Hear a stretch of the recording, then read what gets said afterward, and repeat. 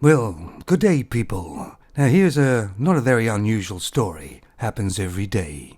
Now, as we know, the femons are saturated the educational system, and there was a big push to remove males and put femons in, even though the educational system was already 85% femons. But this is a school superintendent. Well, she was.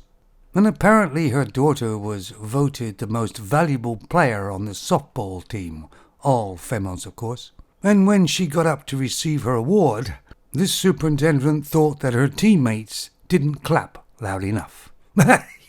Yes, that's right. Very important stuff here.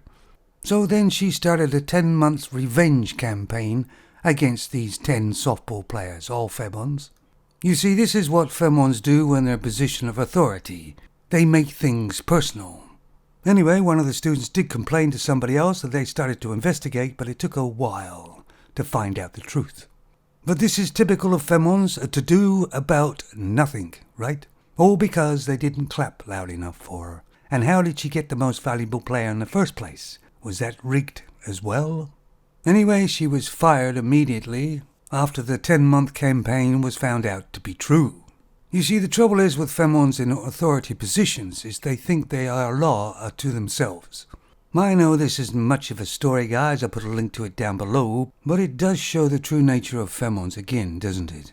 They have no qualms about abusing their power and position, and generally all for personal gains.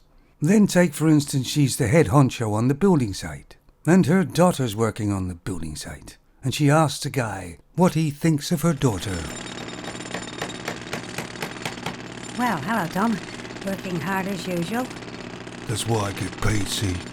Tom, you know my daughter's working on the site. She's been on here about a week. What do you think of her performance? Well, generally she's a lazy cow.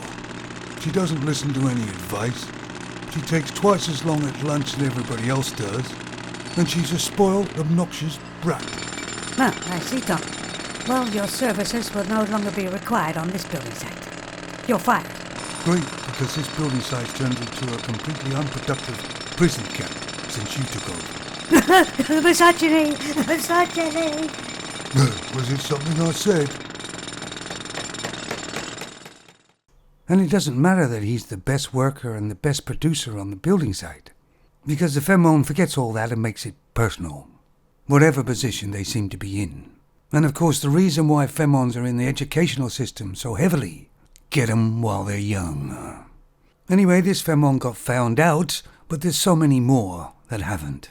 But think about it, guys, all because they didn't clap loud enough. Superficial femons, right? Take it easy.